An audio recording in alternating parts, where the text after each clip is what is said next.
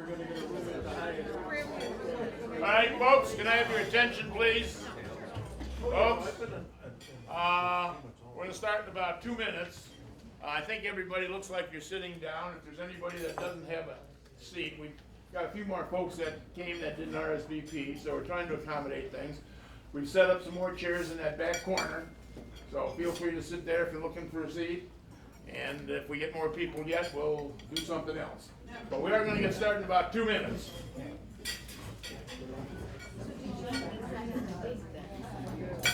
Yeah, because last weekend didn't come. At least I said. No, and then the next weekend. Oh, for the first one, yeah. That wasn't one of the choices. They had that last one. I said, that's your anniversary weekend. Yeah.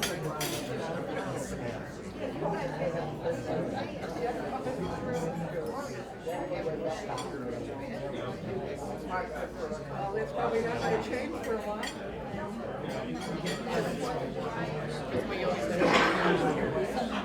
I have no idea.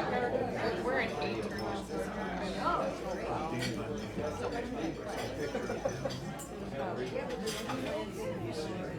I don't know. I don't know what I would do without it.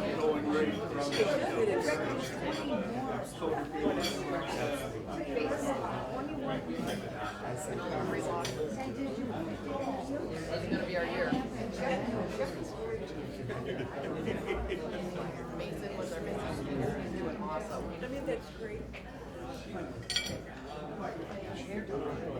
They've all started to oh, and I knew. So,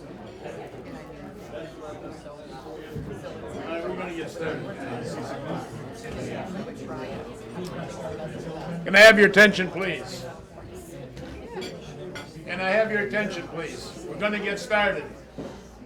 We're going to get started as soon as everybody is quiet. Okay, I'm Jay Bergman. What do we got? There's a mic right there, Jay. Well, I think you can hear me anyway.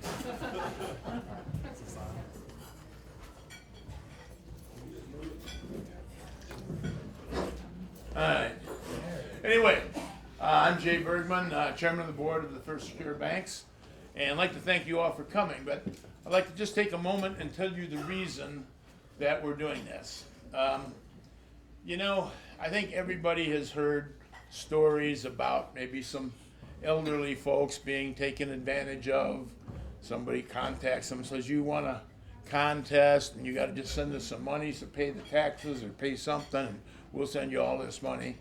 And I don't think anybody in this room would be taken in by that. But we've become aware, as the bank, we've become aware with some really more sophisticated programs. We've had some people, customers of ours, not necessarily in Joliet, but customers of one of our banks, or several of our banks, that are intelligent, professional business people that have been taken advantage of because of the sophistication of some of the fraudulent deals that are going on now. So we thought, well, all right, we are a community bank. We thought we would just have this seminar here, or whatever you want to call it, and let everybody know what we've got going. In the future, we'll probably have more of these, maybe different subject matter, and you'll be invited. Because of the situation where we kind of ran out of room, future ones will probably be held. We've got an office building on Oneida Street behind the hospital. We have a big room down in the lower level, completely finished, that we have other events there. We'll probably have them there in the future, just so we have a little bit more room. Excuse me. But in any event, because of the nature, we've got some really top-notch speakers tonight. Of course, Jim Glasgow is our state's attorney. He's the guy that keeps Will County safe from the people in Cook County. We have two of the folks from his financial crimes unit here. We have a Secret Service person here. And then we have Sam Gersman, who many of you know works at our bank in Joliet, that's going to tell you about some things that we at the bank are doing to try and look out for your interests. But anyhow, let's start with Jim Glasgow, State's Attorney of Will County.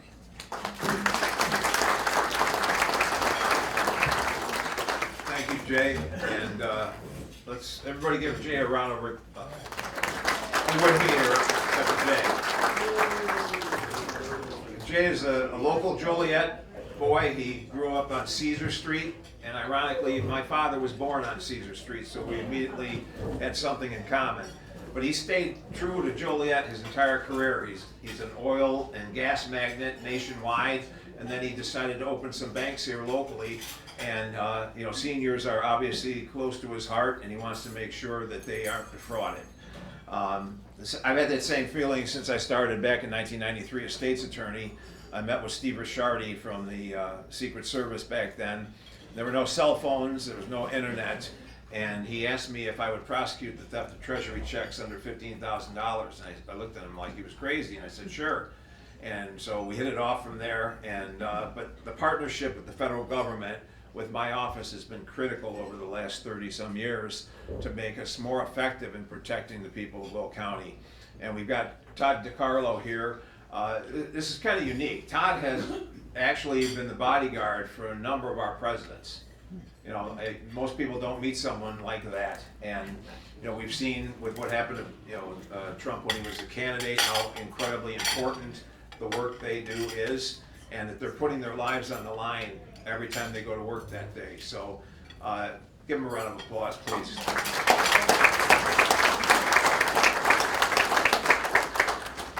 But the key thing is we get older, and I'm right there with you guys.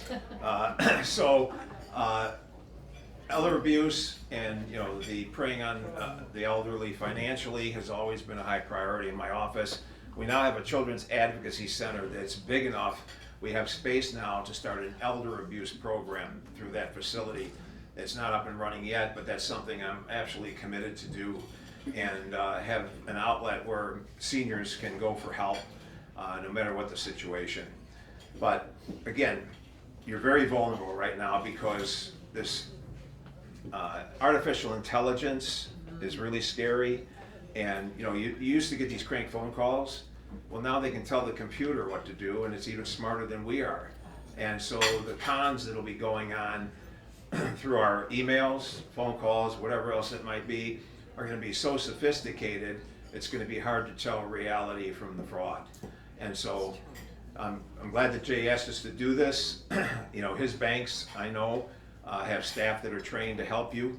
But I've got a couple of guys that work with my office, Dan Falk, who's standing, and Mike Casson. They're a different breed in my office. They talk a different language because this high-tech financial stuff, the Bitcoin, I still don't understand how it works, okay? But these guys are fluent, and they've been able to do some pretty amazing things. And again, the networking with Todd DiCarlo and the federal government is absolutely critical at this point. And we're very fortunate to have that line of communication. So with that, I'm not sure who's going to step up first. Let me Okay. introduce him. All right, Jay. Thank you, Jim. But yeah, all right, let's give him a round of applause.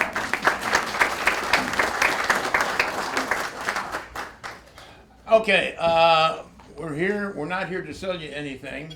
However, that doesn't mean we can't have a quick commercial. You watch television, you see a commercial. You hear, you're going to get a 90-second commercial. But this is not the kind that you usually see, where the person doing the commercial is trying to get you to part with your money so they do better. This is something that I'm going to tell you about that's free to our customers that actually costs the bank a little bit. And that's mobile banking. And those of you that I know, maybe you are aware that my wife passed away a little over a year ago. And she was the bill payer in the house.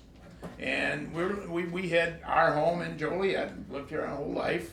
Bought the house across the street a few years ago just to control who happened to live across the street. She had her family home that she still owned, and a historic family home. And then we had, we've had a couple places in Florida and Wisconsin and Michigan to go to. So we had 7 residences. And just stop and think.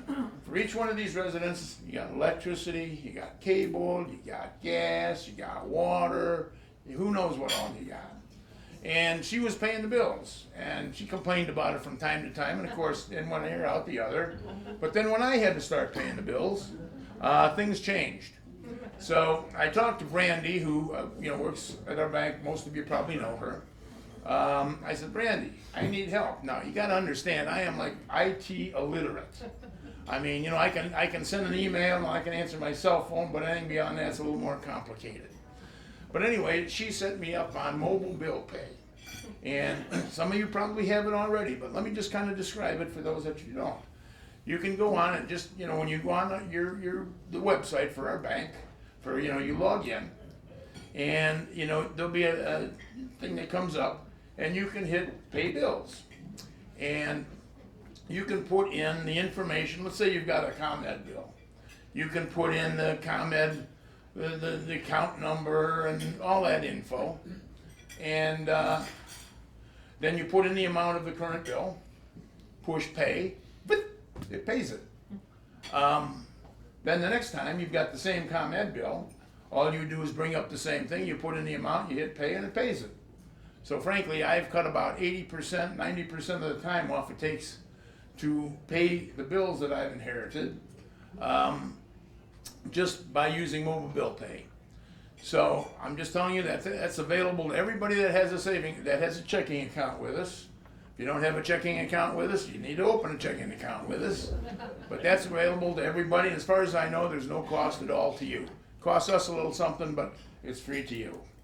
So, end of commercial. Quant Folk and Mike Casson. Please enlighten us, gentlemen.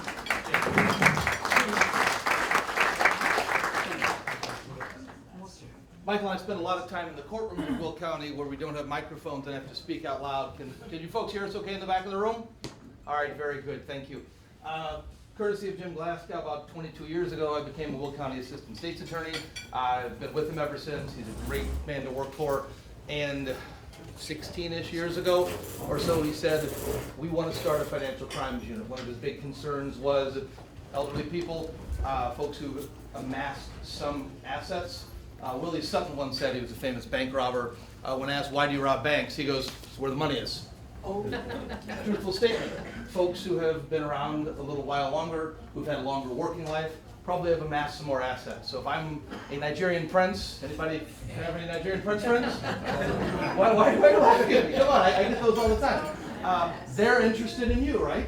Because there's some more zeros in your bank accounts. Jim's taken this matter to heart. He's been very concerned about it and serious, and he's tasked Michael and I. We've got another 2 lawyers in our unit that handle financial crimes, individuals, large-scale fraud rings, financial institutions. We've investigated victims who are in fact a local political entity. It was a village in Will County that was scammed out of about $1 million over over an email takeover scheme. So these can happen to anyone. Before we get going, I wanted to ask everybody in the room, do you have one of these or something? It could be an Android, it doesn't have to be this. This is my office cell phone, just so you know. I don't know how they got the number, but 815-693 is the prefix. And just in the last week, I pulled these up. I didn't set this up for today, by the way. I took 2 photos of the last 2 texts that came in that were scams directed at me. Number 1. Jason, well, not me, so they messed that one up. You're pre-approved for $79,981. No delays, no hassles, get cash fast, limited time offer. Call back ASAP. I don't know Jason. I don't know who this number's from. Who thinks we should answer this one? Delete it. Maybe we'll try it after Todd talks for a little bit, and let's see if the guy responds while we're here. That could be fun. Second one. This sounds interesting. United States Postal Service, USPS. Your package has arrived at the delivery point. Okay, what's the delivery point? That's suspect, right? I get those daily. Right? Arrived at the delivery point, but cannot be delivered due to inaccurate information. Please provide the accurate address. Here's an email tagline. Please reply Y, then exit text message, open it again, click link, or copy into your Safari browser and open it. Who wants to see what my package is, huh? This could be fun. What's your name, sir? What's that? What's your name? David. David? David, I was a victim of credit card fraud. okay, so David, I'm curious, you claim to be Daniel. No, I'm kidding. No, folks, I get those texts daily. similar. Does anybody else get something like this on their mobile device? Just by show of hands? Wow. Todd, you got a few more agents you can bring down here? I wanted to just start with a little bit of humor and lightheartedness. First, thank you all for coming. Jim loves it when we can get this message out to people, because if we can stop one of these, then it's not going to be up to DeCarlo and his team, the Joliet Police Department, the Will County Sheriff's, the Illinois State Police, to try and get in front of it and get your money back for you. Yes, sir. My question is, if, like, I got T-Mobile, there was a data breach, so your information's out there. That's possibly how I got hit for $9,000. Sure. Is my information got out there. How do you stop it, or once they get your information, What can we do? how do you stop them from doing something against you? May I ask a follow-up question? I haven't even read this one. May I ask you a follow-up question? Were you contacted directly and asked to provide information, or did you just suddenly find there was a $9,000 loss? I got emailed on Wednesday Okay? that my credit limit was increased from $2,000 to $10,000. From a credit company of yours I already? have a Tuffy credit card, Okay? so I usually use it for car maintenance. Gotcha. I said, wow, okay, my credit must be good now. So let's stop there for just a second. Interesting So point to I ask have the question. another synchronicity card for my hearing aid. Friday, 2 days later, I logged in to make a payment, Okay? and I see there's $9,200 charged to Too Fast, Too Furious in Philadelphia, Pennsylvania. Surely you did that, right? And I used Tuffy Auto in Plainfield Okay. for $30. I mean, that's what, an example. So we're gonna screen a case right now, Todd? So I went through the fraud process, they finally reversed it to zero, then I canceled the card, of course. Sure. So a couple things that are not uncommon with this gentleman. Did anybody hear that scenario? Unexpectedly, I get emailed from a financial institution I do business with, and they tell me, great, you got extra credit. Typically, that should be a check for us. One thing we can do right away is call or email a known contact, right? The known number we have for that credit institution, or the known email, say, hey, I just received a credit line increase from your institution. Did you do that? But It's just a when I check. logged in, the charge was the exact time the credit increase was done. Okay, so our best guess, someone probably data breach, could have also been dumpster diving, run into your dumpster, The see if they can find your credit card synchronicity number. themselves, if I requested a credit increase, wouldn't increase my credit to $10,000, so somebody had to hack them and me too. Correct, so Synchronicity probably wouldn't have done that on their own, that's a valid point. If you see that without a request, it's at least worth checking with your institution to see if it's legit. If it's not, then they're gonna put a credit, or they're gonna put a halt on that account right away. Yeah, they canceled it, gave me a new card, probably within 3 weeks, it went back to zero. Then I went through filling out the letters and Sure. everything, and then 2 months later, I got the letter saying that it's not, proved that not my fault. But it's a pain to go through. Did everybody catch where he's going with this so far? I think what we're now talking about is not the fact that this did happen. We can't do anything about this, can we? Data breaches, the stuff's out there. If it gets compromised, we are stuck. It's happened to me. I know it's happened to my partner. I'm gonna guess, Todd, What probably happened? happened to you at some point. 5 times. 5 times as well. So those are things we can't stop, but we can do a couple of things to mitigate that moving forward. And that's probably what you're looking at now, where they've issued a new card number, they've canceled that Yeah. that account out, and now you've got you've probably got a credit alert on that account. Because what I'm more concerned, credit cards are protected, debit cards, that's scary. Sure. I had an Amazon account hacked, and I had my debit card on that. I got $450 charge and Okay. shipped to a fictitious address. I caught it, Not but uncommon either. $450 got taken out of my checking account. It took 2 days for it to get credited back. Work that with the bank. So David, let me do this. I'm gonna turn this back over to my partner for a second to talk about some other types of scams. We've already covered something I was gonna discuss, which is just that, the data breach account compromise. And Bottom line is, we can't do anything to stop those things, but what we do at the back end to try and not have it happen again, we can do. When we take our break and the questions, I certainly want to follow up with some questions. Well, one thing I try to do, but some credit cards don't do it, is tighten the security to where there's two-factor authentication. Correct? So if somebody tries to hack it, you get text a code, and if they don't have the code, then they can't proceed. The two-factor Not all credit identification. card companies do this. But that is something more places are moving to, and that's accurate. Okay, let's Pass move this- on. We've got pass this somebody over to else Michael, with okay? another topic here. Thank you, sir. Want to thank everybody for coming. My name is Mike Hassan. I'm the supervisor of financial crimes here for the Will County State's Attorney's Office. Okay.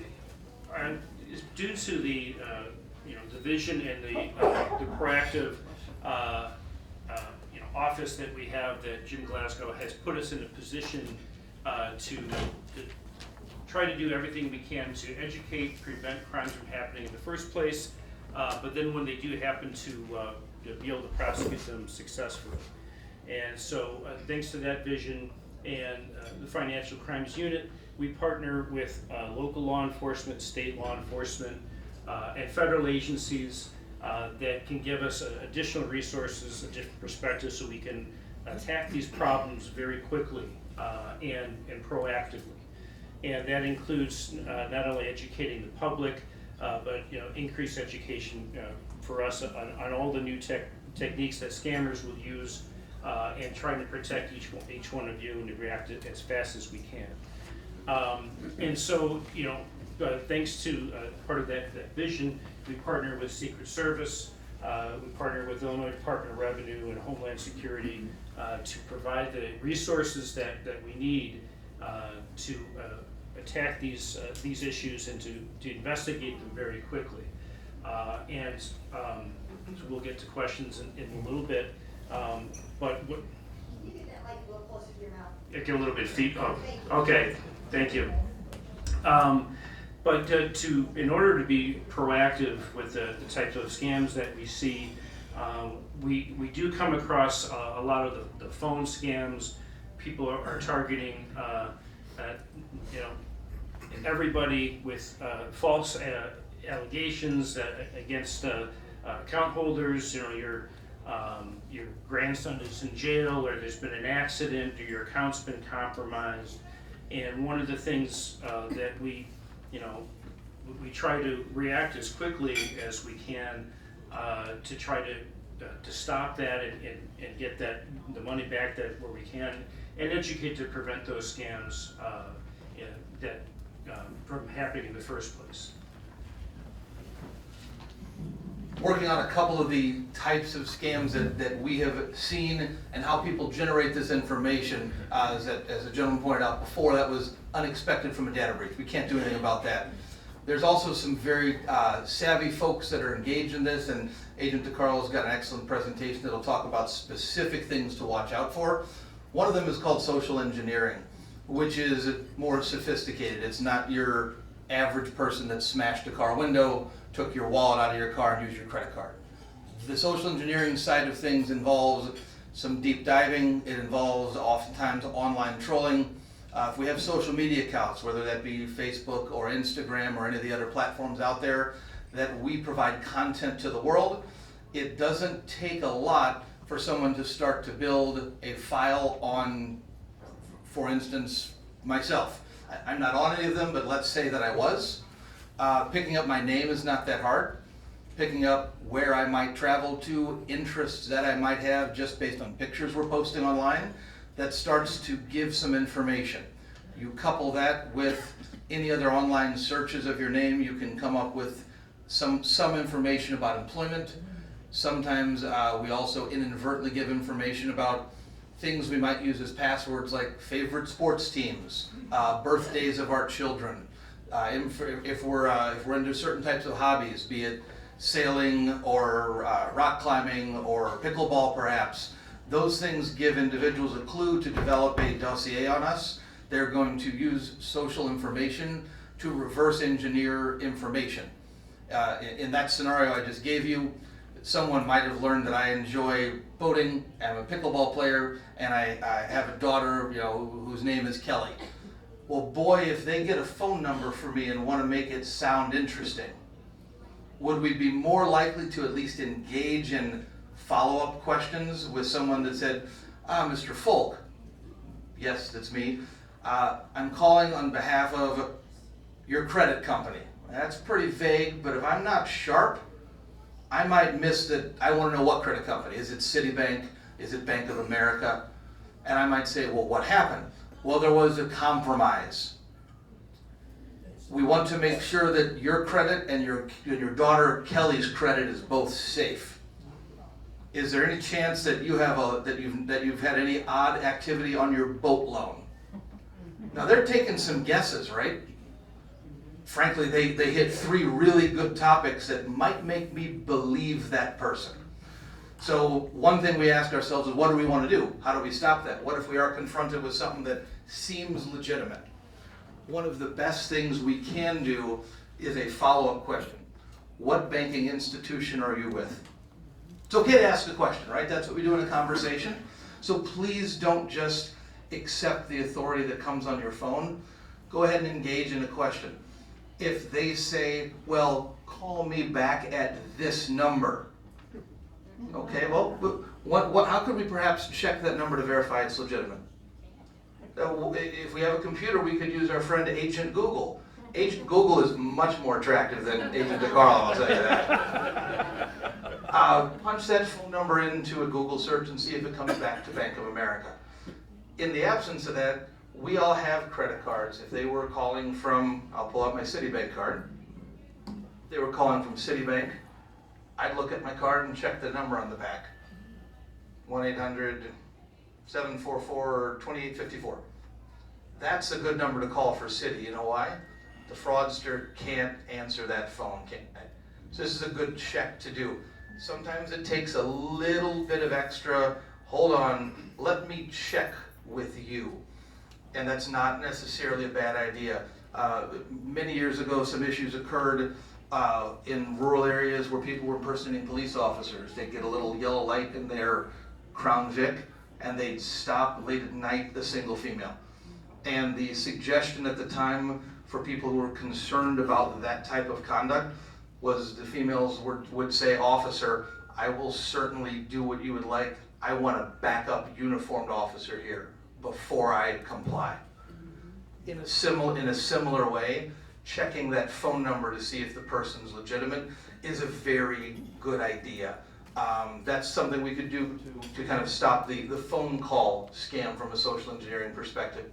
I'm going to turn things back over to my partner to talk about a scam probably that's worthwhile, which is email compromise. Most of us use email in the room on a somewhat regular basis. It is very possible for an individual to email you from an email address that appears to be something that you're used to. Bob Smith at, let's think of something, the telephone company. Bob Smith at T-Mobile, but it doesn't end in .com. It might be T-Mobile/something.xrp.uk. And if we don't check the tail end of that, we could be easily fooled into thinking it's our cell phone company that's requesting a payment. So I'm going to turn this over to Michael to talk about an email compromise that occurred, probably either an individual, Mike, or the one that happened to the village in our county. So some of the proactive things when we come across these email compromises is take the extra step and you know, if it appears to be from someone you know, reach out to that person you know separately. Don't click on the link. If it's from a business or from an attorney, like in a real estate type situation, or from your bank, don't respond to that email. Call your bank, call your attorney, call them separately to make sure that's really coming from them. Because as my partner said, they will be spoofing emails with a different domain or different subject in it that looks legit, but it's not. One of the other scams that we've been coming across is fraudsters will instruct you to withdraw large amounts of cash and package the cash up and send it to some drop point for fill-in-the-blank scam. No one is ever going to ask you to do that. That is something that you would absolutely never do. And if you have any hesitation, call your bank, call your local law enforcement before you do anything like that. The crypto scams are very prevalent. There is no legitimate organization that is going to call you and ask you to convert money into crypto to send it to somebody. It just isn't going to happen.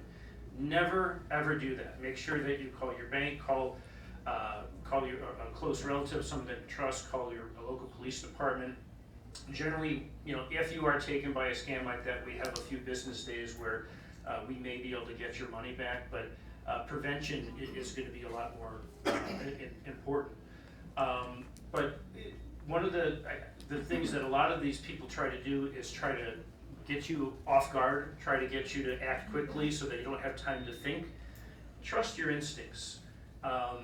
You've gotten to this place in your lives through experience, education, and so you guys, anybody can be a victim, but anybody can prevent it. And so make sure you pause and stop. There's always time to, if they say, oh, don't call in a lawyer, don't call the police.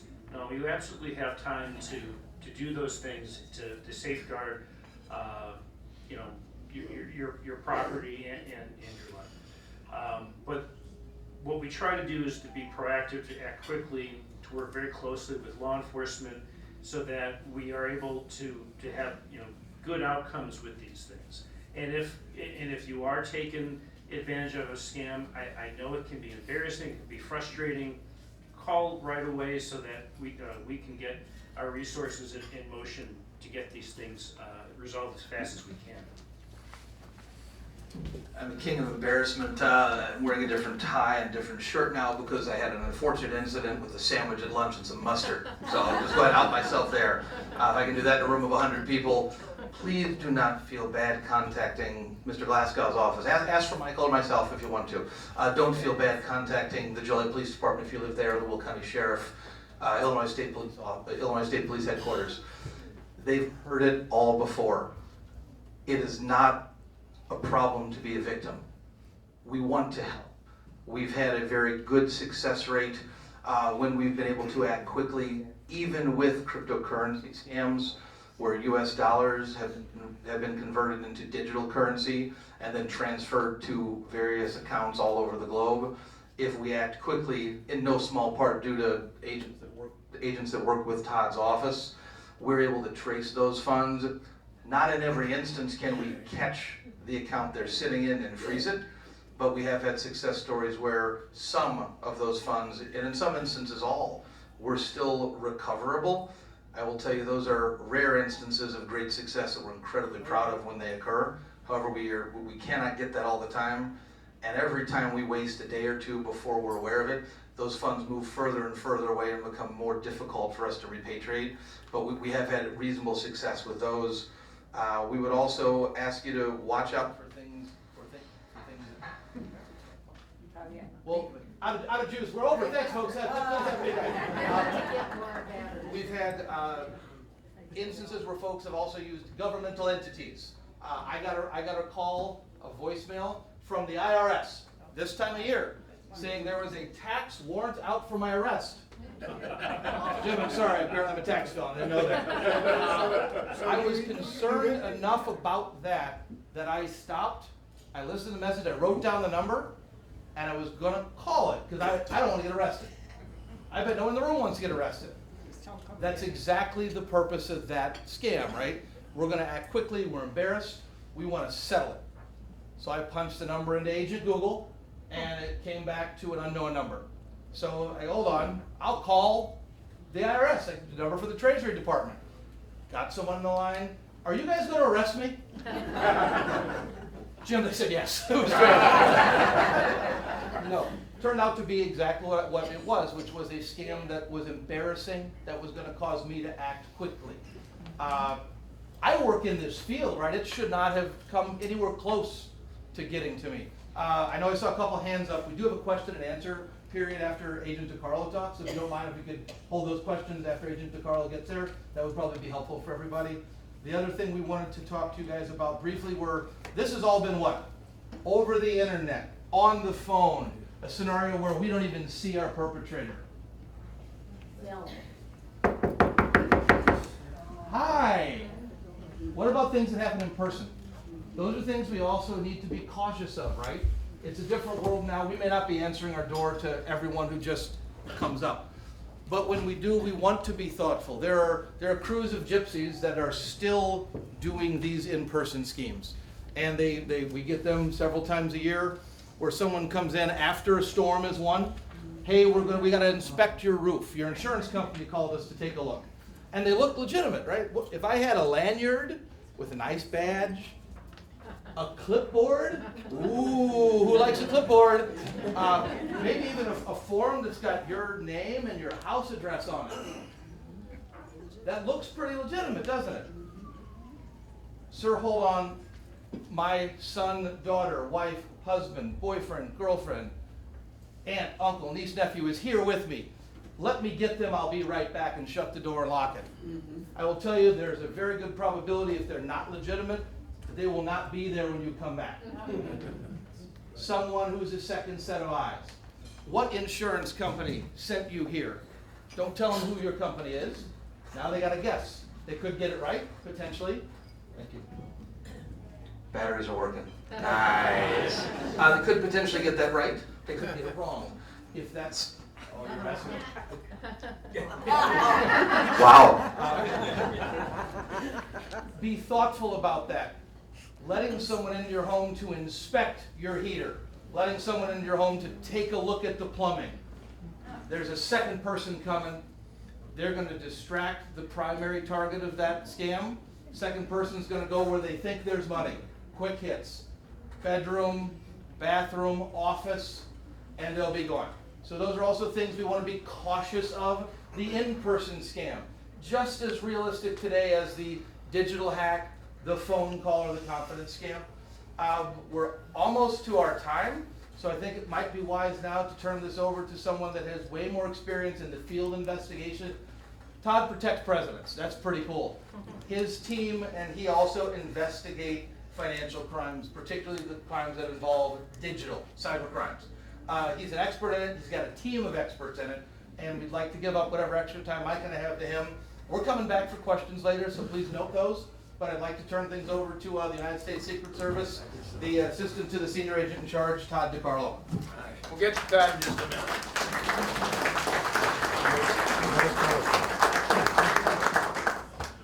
All right, another quick commercial. But this is kind of related to the one before. It's something that just happened to me within the last month or so. I told you about the mobile bill pay. And because of the quantity of bills coming in, about twice a week, I'll get on the thing and I'll punch in some payments and some bills. And it'll also show on the screen what has been paid. And what also they have, and this is what they call an ACH. If you give somebody permission to, like your landlord, for instance, to take the money out of your account, your rent, every month, you can do it, and they can basically debit your account for the rent money. Well, I don't have any of those, and I was looking, and there are two debits. One was for about $7 or $8. I didn't recognize what it was. The other was for $29 in some sense, and that was from a gym. Well, one look at me, and I don't spend a lot of time in the gym. But you take a look at that, and then a couple of days later, the one that was $7 or $8 came back $40. The one that was $29 came back at, I think, $400 and some. Both phony. So I went to somebody at the bank, and there is within 5 business days, if there is a phony ACH charge, it'll be charged back. And luckily I saw that quickly enough so that I didn't lose anything. It was charged back. The point is this, check your, you even if you're IT illiterate like me, you can still get online and check your account. Do it maybe a couple times a week. If you see something strange on there, get a hold of the bank. If it is, we'll charge back. You won't lose anything. Now, for the man who protects the president, by the way, in the past I've been at 3 White House Christmas parties, and I want to talk to you after this to see if you have some friends there. Maybe I could get you a fourth. But anyhow, and we are going to have a question and answer session, but it will be after Sam Gersman talks too. So it'll be the four of them up here and answering any questions that you have. So anyway, Todd DiCarlo.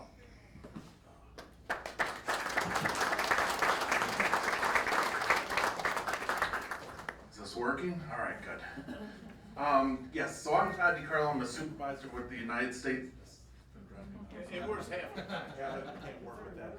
So I'm a supervisor with the United States Secret Service. I've been with the Secret Service now for 23 years. What does the Secret Service do? We protect President, Vice President, but we're also trusted in guarding the banking infrastructure for the United States. So that's why we investigate financial crimes there. I am currently in charge of the Financial Crime Squad, and I'm also in charge of the crimes against children there. So that is probably one of my worst jobs, but it does have benefits there. I'd also like to thank Mr. Glasgow here.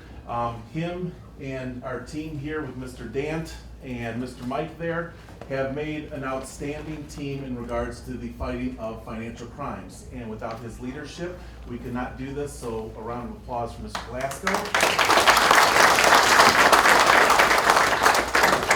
This is unlike, I have never gone to anything like this, so thank you to Mr. Bergman. This is unlike, usually banks don't want to bring people in here and get this kind of welcome and this kind of dinner. It's great, and give you some information here.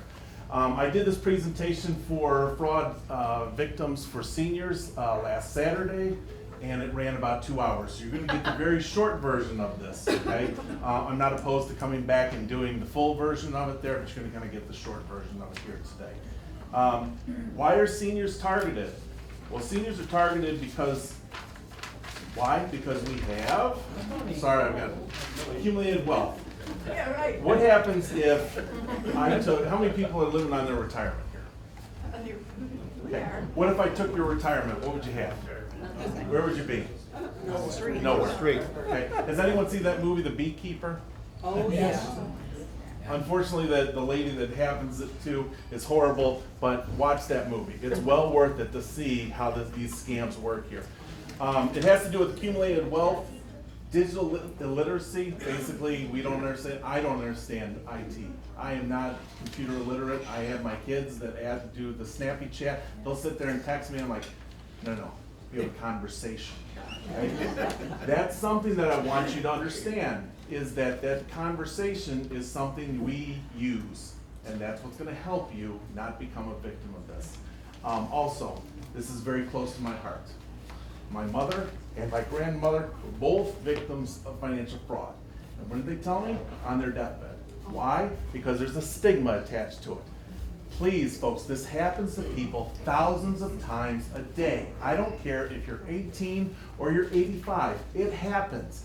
These guys, that's what we call bad actors. Not all of them are bad people, because you'll have individuals that are from other countries that have just gotten an education, think that they're going to get a job. They transport them to some foreign country. They take their passport and force these folks to do it. Okay? So they're not, everyone is just bad, but they're just forced to do bad things here. Okay?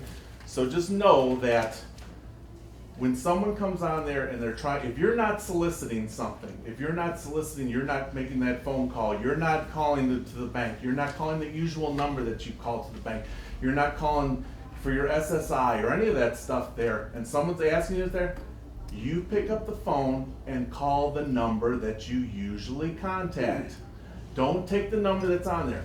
Mr. Danton may got a point on his credit card. Yes, that's a number. However, I can spoof that phone number, and you're going to look at your credit card and go, wow, it's 1-800-555-1212, and that's the number it's calling me. It's got to be it. No, I can spoof that phone number to make it, because I already know what that number is that's on the back of the credit card there. All right? The biggest thing, I'm 55 years old.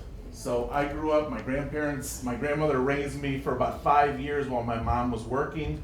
So I'm in that era where you trust people, you know, you believe that what people are telling you is the actual truth, that there's nothing that's not, that they're not going to try and scam you out of this stuff. Unfortunately, that's what these people do. They're excellent at that there. And if I don't have your trust on it, then I'm going to threaten you. and I'm gonna threaten you with harm, I'm gonna threaten I'm gonna expose some secret that you have or something else there to make you do what I want you to do, all right? Common scams targeting seniors, you have your romance scams, you have your investment fraud, tech support scams, government impersonation, charity, sweepstakes and lottery fraud, grandparent scams, okay? Real quick, romance scam. What's the romance scam? The romance scam is... Facebook dating. Yes, okay? Wait till the end, and then we'll talk about it, all right? I had one. Okay, so and then we can talk all the time afterwards. So what happens with this romance scam is they go through the internet and they see someone just passed away, they saw that their wife passed away, they see the photo, husband passed away, whatever it is there, and they start gathering information out of there. And then they start making phone calls and say, maybe you might want to do an investment. Oh, maybe you might want to go on a date with me. And then they draw you in. They draw you in with fake photos, fake emails, fake phone numbers there, and ultimately what they're trying to do is lure you in so that they can take financial advantage of you, okay? Let's see here.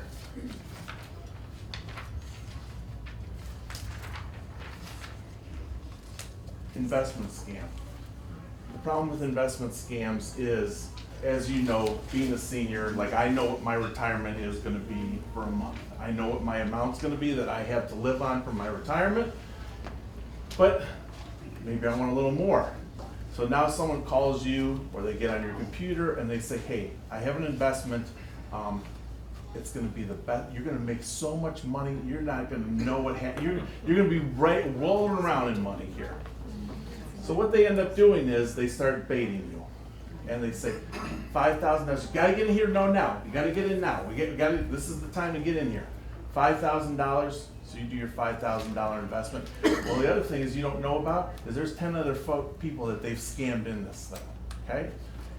And next thing you know, your little account now has $10,000. So there's legitimately $10,000 in it there. And you're like, I'm making money hands over fist here. This is a great investment there. And they tell you, well now, we struck oil, and now I need a whole pipeline system, and if you want to get on the ground floor for this, how much money did you say that you had, like possibly invest, what, $6 million? $5.9 million is what I need. That's what I need, $5.9 million. If you can, and you're like, well, I just made this amount of money. We had a case in which the individual, the original account had $100,000 in it that they invested. Next thing you know, they had $250,000.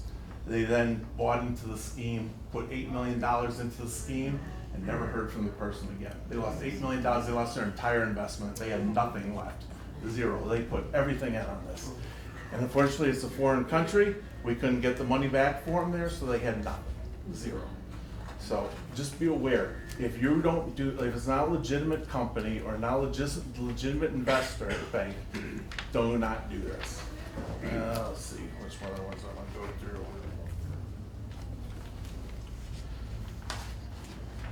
Tech support.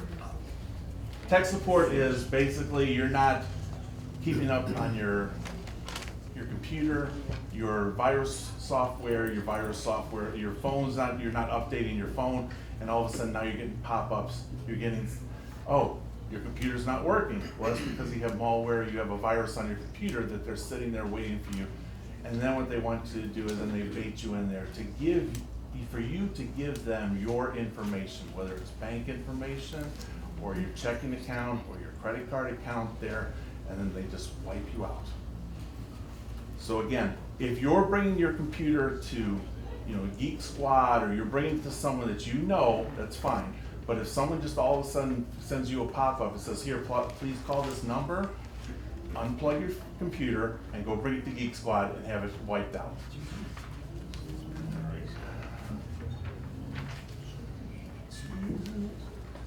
Again, guys, I'm sorry, I usually have a PowerPoint to go through this. Government scam. This is where someone reports themselves, like they said, whether it's in the IRS or it's the police, you have a warrant out for your arrest. I need you to go to grocery store and buy $500 in gift cards, and then call me up and give me the gift card. The town that I live in is very progressive, and what they've done with the gift cards, because they've seen seniors become victims of this, on all the gift card, like end caps, it says if you're here buying multiple gift cards, please see a manager. The manager's been instructed in exactly how to say, you're probably a victim of fraud, so you might not want to be buying all these gift cards. Again, no one can make you not do it, but it's just kind of like to put that in your head that you shouldn't be buying gift cards there. Again, no one's going to ask you, if you have a warrant, I'm not coming and saying, I need $15,000 in cryptocurrency. No, no one's ever doing that. Anything with cryptocurrency, it's not, do not give anybody any money regarding cryptocurrency there. All right. If you do become a victim of this, please tell a loved one, a relative, somebody, because don't be ashamed of it. Listen, you have to have the hard conversations. My mom died of dementia, worst disease ever, but you have to have the conversations with them and say, listen, Mom, you're not quite mentally capable of taking care of your finances anymore. Someone needs to help you take care of it. I had a grandmother, again, that grew up in the Depression. You don't want to lose your independence. I get it. I totally get it. And I tried to get her to come live with us, and she wanted nothing because she wanted that independence. Sometimes, unfortunately, people get old. We can't take care of ourselves. I mean, I've had the conversation with my kids, like, if you start seeing me losing my memory or that, please tell me, because I get it. And you need to take care of me, because I don't want to end up becoming the victim of something there. But you have to have those hard conversations with your loved ones. If you don't have those hard conversations, then you're going to become a victim, and you're going to be sitting there and have no idea what you should do, and have no support system to help you figure out what you need to do. If you are a victim of identity theft, or you're a victim of any of these financial fraud, first thing you do is contact local law enforcement, let them know what's going on so they can help you out. They will then contact us, the Secret Service, there to help move that case along if there's something that we can do for it there. If you do become a victim of identity theft, there's some websites, it's idtheft.gov. You can go on there, and it literally has step-by-step on what you need to do if you become a victim of identity theft there. Again, I apologize, it's usually about an hour and a half long, and it's a lot of slides, and it's some movies that kind of tell you the stories of things there. But the best thing I can tell you is, it sounds too good to be true, it is. And if there's a phone number that's calling you, or there's some kind of something that they're trying to get you to give information from, pick up the phone, find the number that you usually call, and literally have a phone conversation with somebody and say, did you just call me about getting my information? And unless you're contacting a hospital or a bank, do not give out your personal identification information, because there's absolutely no reason why anyone needs to have that unless you are specifically calling the bank, you're calling the hospital, or you're calling something that you know the number is because you've called it all the time. All right? Thank you, folks.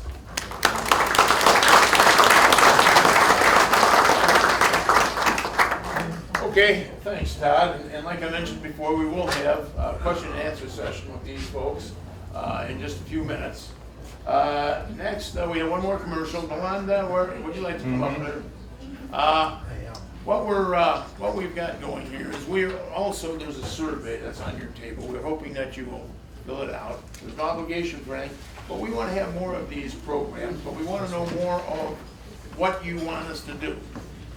And this is the lady that's kind of in charge of this stuff, and she's going to tell you a little bit about what you can do to help us help you. Good evening. I'm Delonda Bellinger, Program Coordinator with First Secure Community Bank. At First Secure, we believe people age 50 and older deserve a little more from their bank. That's why we're creating Pathways, an exclusive club for people like you. Through Pathways, you'll make new friends, visit places you've always wanted to, and attend special seminars, luncheons, workshops, and parties, all while taking advantage of exclusive financial benefits as a Pathways checking account customer. Your Pathways membership includes access to enjoyable social activities, including exclusive excursions, many without the hassle of planning and transportation. Whether it's a luncheon, a day at the casino, an out-of-state or international extended trip, or attending a workshop or seminar, the Pathways advisors will do their best to provide wonderful memories and opportunities for our valued Pathways members. Traveling with the Pathways Club offers affordable group rates, top-tier accommodations, and unique once-in-a-lifetime experiences you'll never forget. We'd like your help to shape the journey. To assist us in planning the best possible Pathways experience, we invite you to complete the brief survey found on your table. Your feedback will help guide the development of Pathways activities and benefits. You can leave your completed surveys at your table or take them with you and return them by mail using the postage paid envelope provided as you leave. Please note, your contact information will remain confidential and will not be shared with any third parties. As attendees of tonight's event, you'll be among the first to receive updates and invitations to join and attend Pathways events. I hope to see you all again in the future.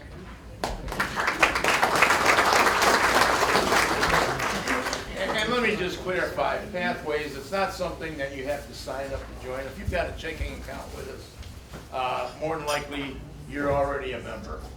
But in any event, we're just getting this started.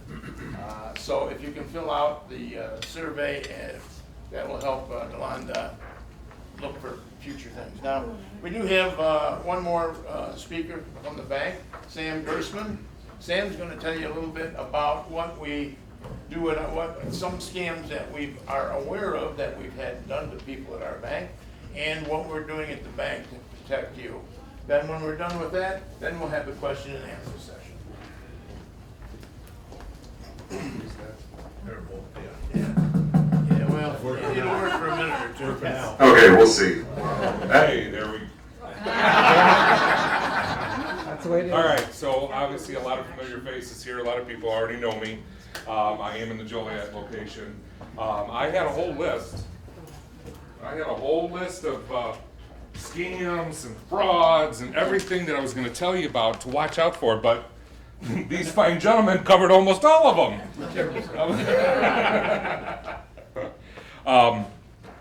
The big one is the check fraud, whitewashing, checks being stolen out of your mailbox, which is called mailbox phishing. We've seen a lot of that.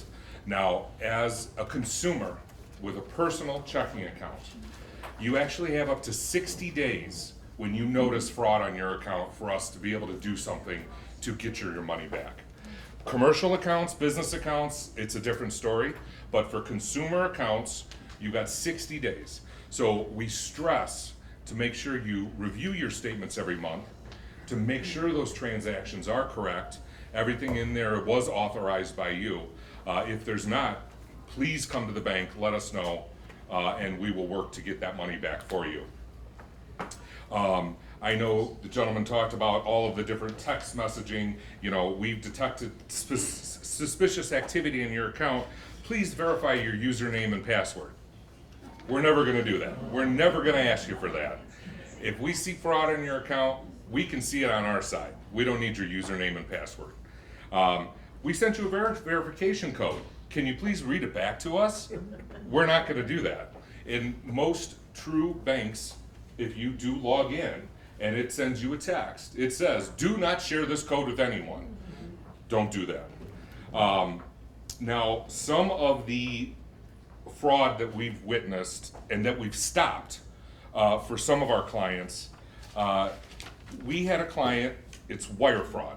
We had a client come in and was insistent that he needed to make a wire transfer of $20,000 on behalf of his son, who was going into a new business venture with this individual. They gave us the individual's name and account number, which probably isn't a true name, a real name. And it just didn't sit right. And we had our retail manager, she sat with him for a long period of time, quizzing him, asking him questions, because this isn't his normal practice of banking. And we stalled him. We told him, oh, you know what, we're past the wire cutoff time. We can't send out your wire. He's like, okay, I'll be back tomorrow. He came back tomorrow. We were still trying to convince him that we didn't believe that this was a true act or a true wire that needed to be sent out, that it was going to be fraud, that he was being scammed. So fast forward, we never sent out the wire. And what he finally did break down and tell us, he got a call that said, this is the fraud department at your bank. He didn't say the name of the bank. He just said your bank. And he said, oh, First Secure? The fraudster said, yes, we're investigating our bankers at the Joliet location. And here's what we want you to do to help us out with this investigation.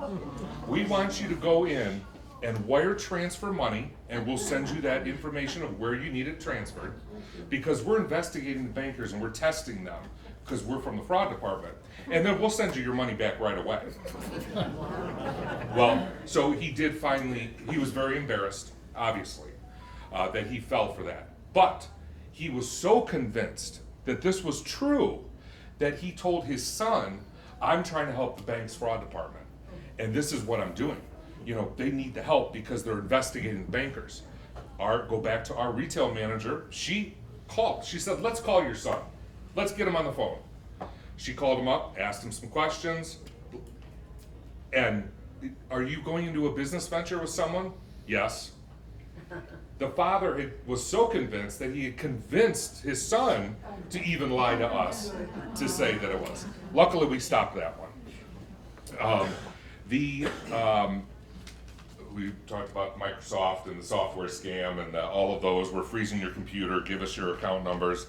The sweetheart or romance scam. I've got 2 stories I can tell you on that. As the gentleman described, we meet online, we talk, look for the obituaries, get all the information on someone, really start to woo someone over. So we had one customer who was convinced that she was talking to a foreign military leader currently working for the United States military, and he needed money for medical care and to get back home. And it was a sweetheart. You know, when I get there, we're gonna get married, and you know, all of this. So she sold her car. She sold her car and deposited the money into her account. She wanted to send a wire transfer to him. Again, our staff stepped in and said, this is fraud. This is nothing, this is not real. Oh yes, he's gonna move to the United States, we're gonna get married, it's gonna be wonderful, he's a general and blah, blah, blah, blah, blah. And we kept saying, no, we will not. We refuse to wire it because you're gonna lose this money, you're never gonna get this money back. So she withdrew $8,000 in cash, put it in an envelope, and mailed it through the United States Postal Service to this person. Now, she doesn't have a car anymore, and she doesn't have $8,000. I've got one that was even worse. Another sweetheart scam. He was a precious gem wholesaler stuck in the UK, and he couldn't get out because he had to pay a tariff on the gems themselves to bring them back to the United States. But he didn't have enough money with him because it was all tied up. So sweetheart scam meets this, they meet online, they talk, they're gonna get married. He's got millions of dollars, but it's all locked up. He just needs money. So she's coming in and she's talking to our staff, and they're telling her, this is a scam. You do not send him any money. He convinced her to sell her home. When the money was sent into the bank, she immediately wanted to wire out $160,000 to this person overseas because they're gonna get married. They're gonna be wealthy. Everything's gonna be great. And we refused. We refused to wire the money out. I know that sounds harsh, but when you're dealing with people and their life savings, you have to advocate for them as well and say, this is not right. Now, unfortunately, she closed her account. She went to another bank, opened an account, and they allowed her to wire $160,000 overseas to this gem wholesaler that's gonna fly here and marry her. Now, she doesn't have a home. She doesn't have any proceeds from the sale of her home, and she's renting an apartment living paycheck to paycheck because she did keep one account with us, so our staff still sees her occasionally. Again, very embarrassed, but we did everything in our power to stop her. but there was another bank that just allowed her to do it. So some of the preventative actions, one thing I stress all the time is please make sure the bank has your most up-to-date current information. Home phone, cell phone, mailing address, email address. If you have a debit card with your checking account and there's a suspicious transaction that we believe is suspicious, you will get a text message from our fraud department or a phone call from our fraud department and say, hey, did you make that transaction? And it's easy as it comes through on it. If you use text messaging, it comes through. Did you make this transaction? Hit Y for yes, boom, the transaction goes through, no problem. Hit no, they freeze your card automatically. We freeze your card. So we always want to make sure we've got the most up-to-date contact information for everyone. Passcode. We offer a feature that you can put a passcode on your profile, on your account, and every time you call in, we will ask you for that passcode. A passcode that only you know. It could be a word, it could be numeric numbers, but it's something you can put on your account. So if someone tries to impersonate you to call in to get information on your account, they're not gonna know your passcode. I know Jay's talked about our online banking system. You can also sign up for e-statements or electronic statements. So I know a lot of us still like paper. I'm still notorious for that. I still like paper, but mail gets lost or mail gets removed from boxes. All right, we have taken the step that on our statements, we do not put your full account number on your statements, and we even black out your account number on the cleared checks that have cleared through there. And again, is another layer of security. But if you sign up for e-statements, it emails you, you log in, you can pull up your statement, print it if you want, or you can just look at it on your screen. That way there's no statements lost in the mail. Also with our online banking system, which I don't know if everybody uses, I know I do use it, you can set alerts. If there's a withdrawal that exceeds this dollar amount, or if there's a debit card transaction that exceeds this dollar amount, or is in a foreign country, it will send you an email. It'll send you a text message and say, did you do this? Here's an alert. Did you do this? Also with the traditional checks, I do still write traditional checks every now and then, not as many as I used to, but when checks are processed, a lot of times they're converted to an electronic transaction where you won't see the image of the check on your statement. On some of the checks though, if there's an irregularity on that check, the bank is gonna call you. You know, did you, hey Sam, did you write out a check for X amount of dollars payable to so-and-so? Because the serial number is way off of all the other checks you've written. So it just doesn't seem like it was you. We have time to stop it at that point. Instead of you waiting for you to get the statement to see, hey, wait a minute, this isn't my check, this one's whitewashed, or this one was a fraudulent or totally counterfeit check. So they will, we will call you if we notice a larger irregularity on those checks or with debit card transactions. I don't want to repeat myself. Did we talk about Venmo, Zelle, Cash App? No. All right. Venmo, Zelle, Cash App. I don't know if anybody uses them. It's a faster payment service to pay somebody money. I owe you owe me $20. I can go on the app, boom, boom, send Jay $20. He's got it within minutes. With these scammers that are calling from these numbers, well, you can just send it via Zelle. You can just send it via Cash App. Here's my cell phone number, or here's the number you can send it. It's instant, you can send it right away. The problem with the faster payment services, they're great. They are great in today's world, but the problem with it, once it's gone, it's gone. We're not getting it back. Now, most banks do set limitations of how much per transaction you can send, but that's another thing to be just cognizant about is the faster payments. I don't know, I think I covered all of my points here. So, All right, well, why don't you have a seat here, and we'll include you on anybody has any questions. okay. Let me just mention a situation that happened to some business people at one of our other banks. Intelligent people, professional people. This was we have a bank in a small town up by the Wisconsin border, in Illinois, but by the Wisconsin border. And there's only 2 banks in the town. And so basically everybody in town has an account at one or the other of the banks. Well, someone got a hold of phone numbers for people in the town. And they sent out text messages that said, call First Secure, if your First Secure account, something's wrong with it, this type of thing. Please log into your account. Please go on our website. Take this, click on here to go to our website and then go in and access your account. So the people clicked on it, and they had a website that they put together that's almost identical to ours.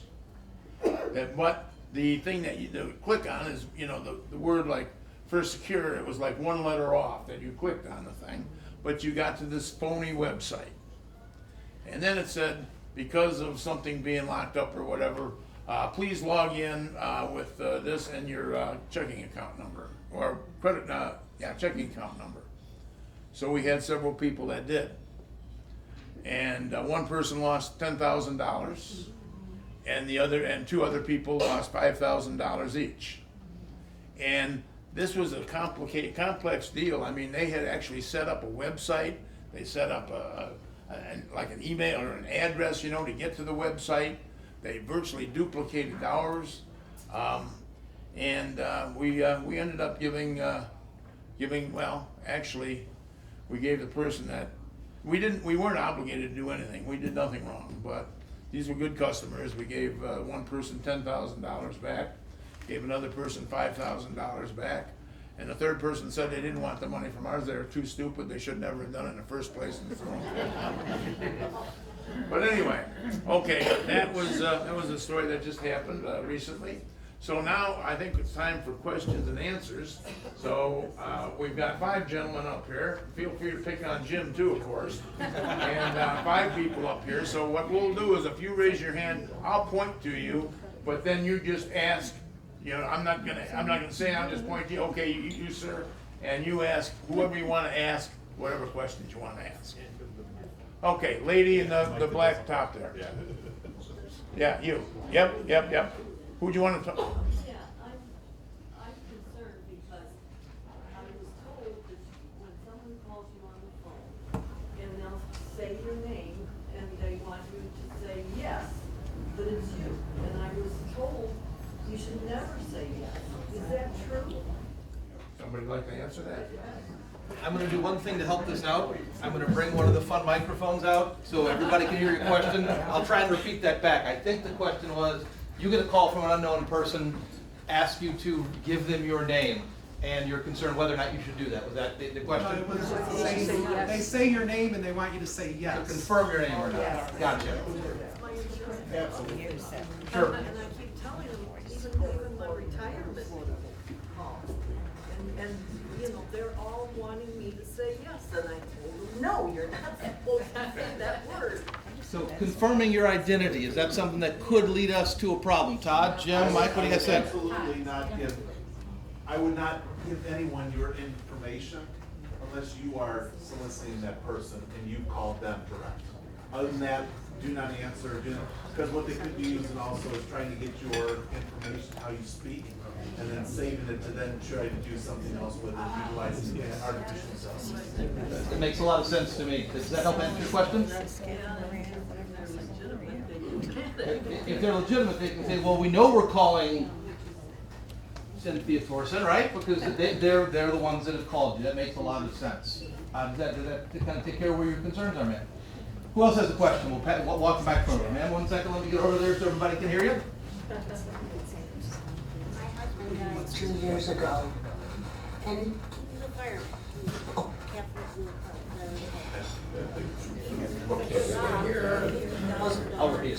From the stock. There. Then, just last summer, State Farm called me and told me I was robbed of $12,000, and they were able to get it back. What they were trying to do is the person was trying to take my name and use it as me. Right now, I'm going through a great deal of problems because nothing's been straightened out with his family. And they're supposed to go to court in a couple of days. So hopefully something will give then. They were trying to take everything from me, even my home. And I've been fighting for survival. Okay, so if everybody heard, it sounds like this is an ID theft scenario, where after, unfortunately, her husband passed away a couple of years ago, there was an ID theft committed where stock was stolen in the amount of $50,000, and then that case was unresolved, but the second case involved a $20,000 theft, and it sounds like there was an investigation, and someone has been either civilly or criminally, they're being gone after. Is that accurate, ma'am? It's from Texas, yes. Okay, so in the state of Texas, there's a criminal prosecution pending that's going to go to trial this week. Yes. Okay. His family was actually robbing my house the day after he died. They took anything and everything they wanted out of the house. Was this a physical robbery, ma'am, where someone was in your residence in Texas? It was a physical robbery that somebody came from Texas, and I'm pretty sure I saw the person at our church. He was wearing a mink coat. And did that happen in Illinois here? Shorewood. In Shorewood, and that case is going to be prosecuted, press currently. It's already been done. Okay. They got it. Very good. All right, we're very happy to hear that the system in that case, while we can't stop the bad from happening, as Agent DiCarlo said, there may not always be bad persons, but this is definitely a bad act, right? And it seems like in this scenario, the law enforcement agencies got engaged quickly. They did a good investigation. They were able to identify a subject, bring them into custody, and then that prosecution occurred. We've been, his name has been out there for 2 years of his death because of things he owned. And a lot of stuff has been happening that shouldn't have been happening. Also, too, he was at the point where he didn't understand and say crazy things to these people. And now I don't know how to get away from those people because they keep constantly calling me every 15 minutes at a time. This is the people that are related to the offender who've been continuing to I contact you? have no idea who it is. It's on my phone. I can show you. Okay, and you said you live in Shorewood, is that correct? Yes. I think it would probably be wise after we're done with this, if you want to talk to myself, Mr. Casson, we can get you in touch with an officer from the Shorewood Police Department. We'd like them to go ahead and follow up with you on that, because that's something we would like to take a look at, okay? Yes, Bruce Johnson. Okay, so we'll go ahead and we'll go ahead and wait around afterwards. We'll be happy to talk to you, get you in touch with Shorewood and get an investigator involved in that case, okay? Thank you. You're welcome. Who else has a question? Yes, ma'am.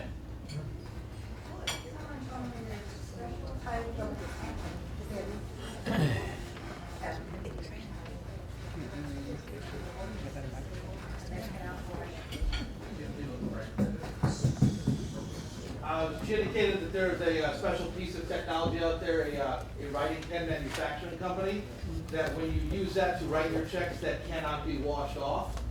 She has those, and she said she's tested them out a couple times and that they have worked. That might be something if you folks are interested.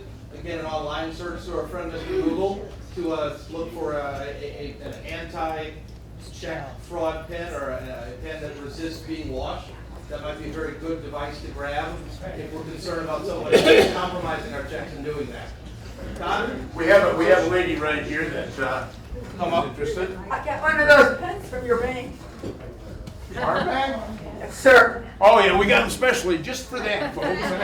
Well, They weren't good. Wait a minute, yeah. Ladies that was helping us, she gave us one. Well, good. Wasn't that nice? It But sure was. I have two things I want to ask you. Who is the man that writes the articles for the hometown paper on Saturday? I refuse to answer that question. Well, I love them. I always read them because they're really funny. I refuse to answer that question. Was there another question you had? I do. I have another question. What that first man was talking about, I kind of lost him. But I had friends that had people get into their, I think their checking account, then they went into their credit cards, and they went into other bank accounts. It seemed like their whole thing was caught when they had this one thing happen to them. And I don't quite understand it, and I don't understand what you should do if you find out that that's happening to you. do you call all your banks and you call all your What is it credit cards? what is it that happens that you're talking about? What happened to you that you're asking? It was my friend. Yes. They had their checking account, money taken out of it. Okay, probably an ACH withdrawal or something. Yeah, and so if that happens to you, someone, what should we do? Call our bank right away or credit cards or? Todd, if you wanna jump in on that? Yeah. What you're gonna do is, the first thing you can do is contact your bank and tell them, hey, again, folks, monitor your bank account, okay? My other half used to not monitor our bank account, and then we realized that there was money that was going out of there on pretty much the regular. Her card seems to get compromised pretty much once a week, and I don't know what she's buying, but it seems every week that we're getting a new debit card or credit card coming in there. First thing you do is notify the bank, let them know that, hey, I didn't write this check, or I didn't utilize this credit card, or I didn't make this purchase there, okay? That's gonna start the ball rolling on their side. They're gonna determine whether or not, all right, yeah, you've got a bunch of outstanding credit charges here, you've got a bunch of checks that are still outstanding. Did you write this check? Did you do this? Did you do this? No, I didn't do that. Close your account, they take care of that, open up a new account there, okay? Again, when I told you about that idtheft.gov, it really kind of just tells you exactly what you need to do from start to finish. If you are the victim of identity theft, the first thing after you've contacted your bank is you're going to contact your local law enforcement, make out a police report for identity theft there. That police report number is going to be your basically saving grace that you contacted local law enforcement and that you stating truth, this is God's honest truth, this is all truth, everything I say is truth, but God tells me this. That is going to allow you to then start filling out, running your credit history, seeing whether or not, hey, did you run it through, did you try to attempt to purchase a vehicle here? Did you try to get a washer and dryer from this? No, I didn't do that. You're gonna send affidavits. Here's a copy of this police report there. I'm contacting, let's just use Home Depot. I contacted Home Depot. You're gonna write down date and time that you talked to that person.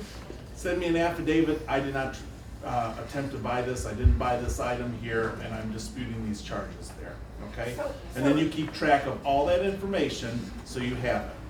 So if you got your bank account, they took money out of there, is that automatically, those guys are gonna go into your credit cards and they're gonna go into other bank accounts? You have, it all You don't know. depends, it all depends on what information that they have for you. So they could? Yes. Okay. And I'm just gonna tell you, like, what happens to me all the time, and my missus laughs at it, and she's like, you really need to stop doing this. I get those phone calls that says like, hey, this is Amazon, we wanna let you know that someone compromised your account, and I'll ask them. This Like, works. well, you need to tell me what your zip code is, and I'm like, well, you're Amazon, you know, you tell me my zip code. And then they'll like him and haw and stuff there, and then they'll rant it off. And then they'll say, well, we need to confirm your address. And I'm like, well, you're Amazon, you just told me what the zip code is, and they have it. What that means is basically your information has been compromised somewhere, whether it's the dark web, or whether someone's done some dumpster diving or gotten your personal information and now has either sold it or obtained it. You're not calling to confirm any of that stuff there. I do it just because I like screwing around with these folks there. You just hang up the phone, okay? But no, if you're getting those type of calls, I would run a credit check on yourself. Take a look and see, because there might be checks that like someone had tried to utilize your credit card, try to open up instant credit there. If they did that, then what you want to do is put a freeze on your credit, okay? You can contact all 3 credit bureaus. That's on that idtheft.gov. You can put a freeze on your credit, okay? Just know that there's no more instant credit for you guys. You're not gonna be able to go to Home Depot and get that washer and dryer because they've got to confirm that information with you, okay? However, it's gonna stop the nonsense. It's gonna stop the bleeding. It's gonna stop all these other things happening to your credit. People, because they're gonna see, well, I can't use this information anymore. I need to move on to my next victim. Well, to piggyback on that, I would be proactive with your bankers. Maybe have two-factor authentication, have a plan where there's, you know, a special password or something so that to prevent this from happening, and the lock on your credit so that you have peace of mind that there isn't going to be anybody accessing your credit, opening up accounts. And I also would follow that up with you may want to check on your home to make sure that nobody has entered a false lien or tried to transfer title to your property. That's also a scam that is affecting everybody. So be proactive and reach out. Lady in the back. Speaking of that, Will County, you can contact Will County and they have a protection for your title. So, contact the office on that. Number two, guys, it's real simple to go on to the internet and click on an ad. And I did that last Christmas to what I thought was QVC. And I thought I could get a nice little KitchenAid mixer thing for a really good price. Because every once in a while, QVC has those crazy prices. 3 weeks later, I still didn't have an email confirming my purchase. So I went digging. I called the bank. First Secure took care of me on it, helped me dig up. It was not QVC, it was QVC with another word after it, .com. So be real careful when, it's not working at all. Be real careful when you are going anywhere, clicking on anything, going back to that same thing with buying a house. Jay said, when you wire the money, make sure that it was you made a phone call to your bank and not followed the instructions on it. Because prominent people in this area have lost $400,000, $500,000 in doing that by clicking on a button to wire and sending that information to the bank, and the bank certain banks, not First Secure, but other banks not checking, and so the money's not there. Now the question I had, the real question was, dark web. Is that something the average person can get to? www.darkweb.com. Yes. I'm absolutely joking. It was a joke. Don't do that. Serious answer from someone up there. Absolutely, don't even try getting on it. Because then once you get on it, then they're going to get into your system. There's no reason to go on it, unless you're doing some kind of fraud. The dark web is not a website. It's a conglomeration of, let's call them, kind of underworld, less than reputable places where you might go to figure out how to launder money, how to buy illicit drugs, how to engage in very nefarious behavior. It is incredibly likely no one in this room, Todd, right, unless you're looking for it, no one in this room is going to come across that. It involves searching for some pretty nasty things, and it's unlikely you'll get there. Is that a separate search engine that they have to have, in other words, to be able to get onto the dark web? No, sir. Or what? No, and actually, I'm going to turn it over to my partner, Michael Cass, and he works with the ICAT group quite a bit, as does Tom DiCarlo, that handles child protection to stop child pornography and online exploitation of children. They can give you a little background on that. Yeah, Just you're a not little explanation of the whole thing. You're not going to stumble upon the dark web just by using Google, by using normal search engines. To access the dark web, you need specific types of routers, search engines, specific commands that bypass normal protections. And so that sophisticated computer criminals can communicate with one another and access identities where you can buy a name, date of birth, social security number for about $15, something like that. You're not going to stumble across, and I would stress, don't go looking for it because there's normal protections that you have built into websites won't be there, and there's nothing good to find it. So literally you need a separate type of search engine plus a separate type of router to be able to get into any of this. Because you can't access through a normal search engine. You have to enter specific commands to bypass the normal internet. And so, again, don't search for any of those kind of things. No, but it's good to know just what it consists of, because it's sort of like something out there that they're talking about, and nobody really knows what it is, you know. So it's good for somebody to explain what it is. So, in terms of someone on the dark web accessing your computer, make sure that your antivirus software is up to date. Make sure that you are proactive and that you go seek out that software from like a Geek Squad or something like that, rather than clicking on an unsolicited email or a link saying, your virus software is out of date, please update it. My mother gets these all the time.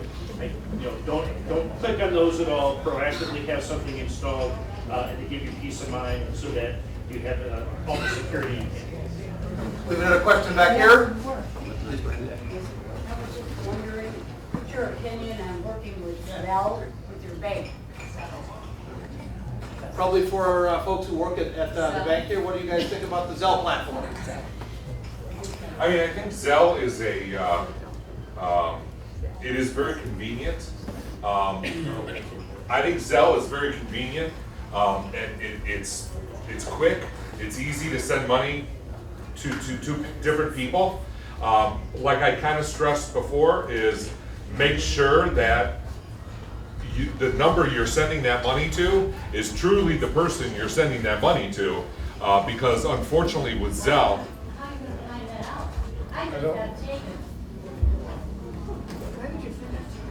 so you send it to, Said it was registered with Zelle.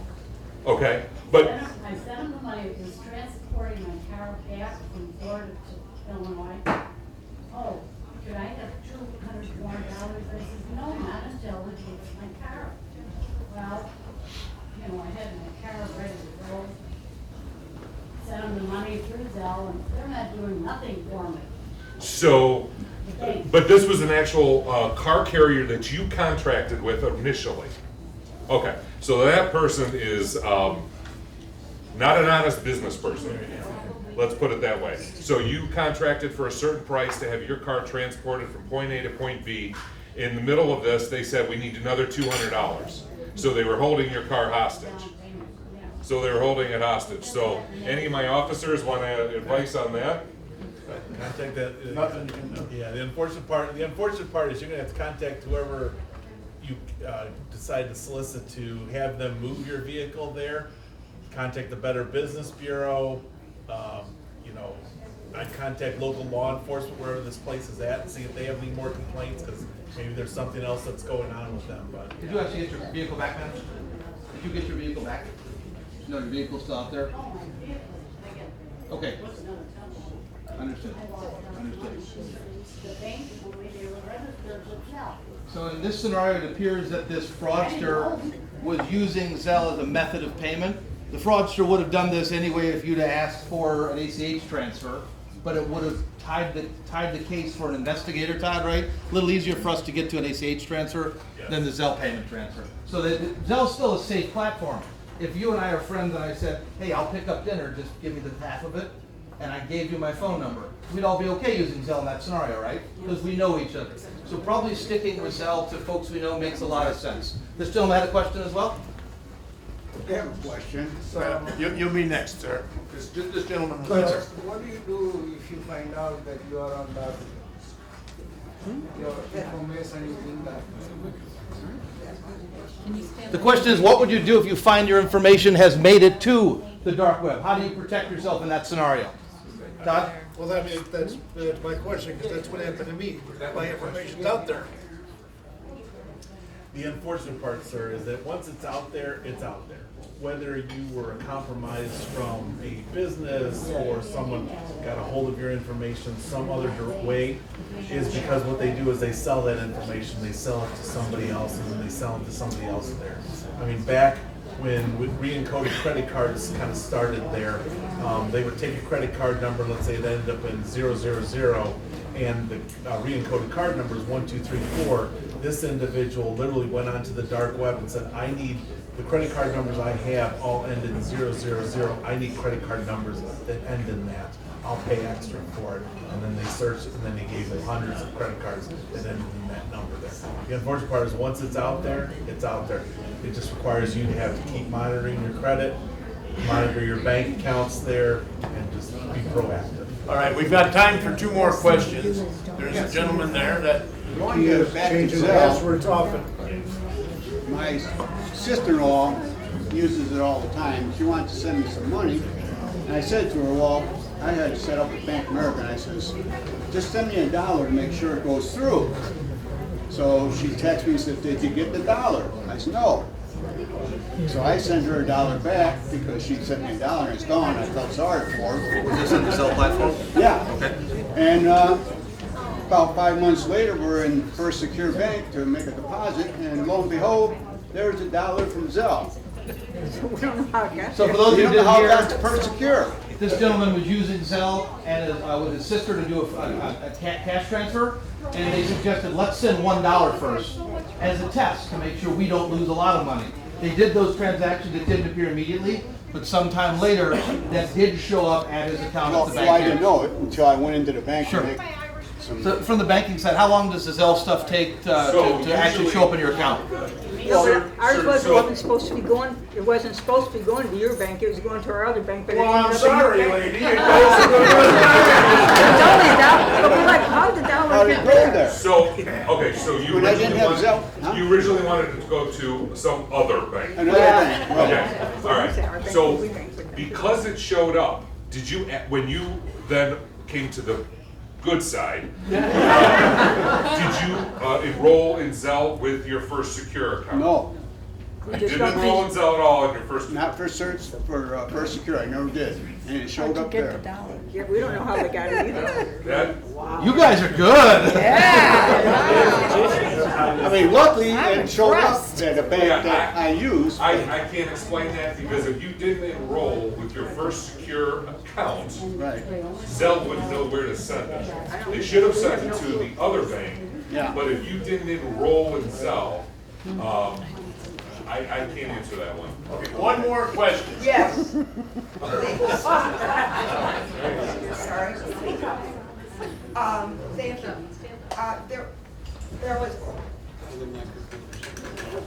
There was a reference to having the title to one's real estate transferred. Having been a former real estate paralegal with a local law firm, I'm at a loss as to understand how that can happen. I can give you a little background on that from a seminar I took at Miami-Dade involving mortgage fraud. I heard a question about how does real estate get transferred without your knowledge. Two ways mortgage fraud can occur, and the Recorder of Deeds has put an excellent program in effect to try and stop that. Used to be they just record anything you give them. Now, any document that's recorded under your PIN number, the number that's relative to your house or your parcel of land, the recorder will send a letter to the person whose name and address is of record for real estate taxes, saying, we just recorded a document. If it's not you, come talk to us. So you're going to get that check to make sure. The two methods that can be done, I can draft a quitclaim deed, sign it, totally forge it, go in, and the Recorder of Deeds only will record that document. So now the recorder's records show that that was transferred from Mike Casson to Dan Full. The other option that can be done is a mortgage release, and sale. I'll go in and release your mortgage with a fraudulent forged mortgage release document. Now, the title looks good. It's typically done for, like the woman who said her car was coming back from Florida, watch your vacation home, because people aren't there. And if I know that, and it's vacant, I'll release the lien from the bank, false release. Then I'll go ahead and execute a sale, do the quitclaim deed to myself, and then do a transfer of title, sell it, not through a realtor, but through a questionable transaction. And if I know it's a vacant home, I can show it, particularly in the off-season, June, July, August in Florida, show it. So Florida also, I happen to be aware, because the class was there, all the Florida recorders for every county also send that letter to the person who's registered. So in that scenario, the bank would get it, and you would get it when the quitclaim was transferred. So that's a check in place to prevent the paper fraud in that house. But you're saying that currently, the Will County Recorder's Office will not accept a deed, whether it's quitclaim or warranty, trustee, whatever. Quite the opposite, they will. They will accept and record, but they'll send you as the landowner. They'll record it first. They have to record, but they do send a letter saying, hey, property owner, someone's just recorded this on your property, just so you know. And that happens every time. Any recording that occurs. Then what do you do? They should be doing it now. Now, this is a new program with the Recorder of Deeds. It's gone into effect, as I recall, in the last year. Okay, thank you very much, folks. Now, you know, you've all been invited because you're customers of First Secure Community Bank. The word community is kind of the in thing for banks to use these days. I mean, there's a lot of community banks. There's one outfit that has 150 community banks. But we truly are a community bank. I've lived in Joliet my whole life. The people that you've talked to from the bank here tonight all either live in Joliet or right around here and have been bankers in Joliet for the whole, they're basically their whole banking career. So we're here to help you. We're here to do whatever we can to safeguard your money and whatever you entrust to us. So I would like to thank Dan, Mike, and Todd and Sam for their presentations. I'd especially like to thank Jim Glasgow and Lisa Lass. Lisa hasn't said anything, but I called Lisa, or I texted Lisa when we at the bank decided that we wanted to do this. She went to Jim, and Jim lined all this up. I'd like to say that we at the bank did it all. Jim did it all. So thank you, Lisa. And thank you, Jim.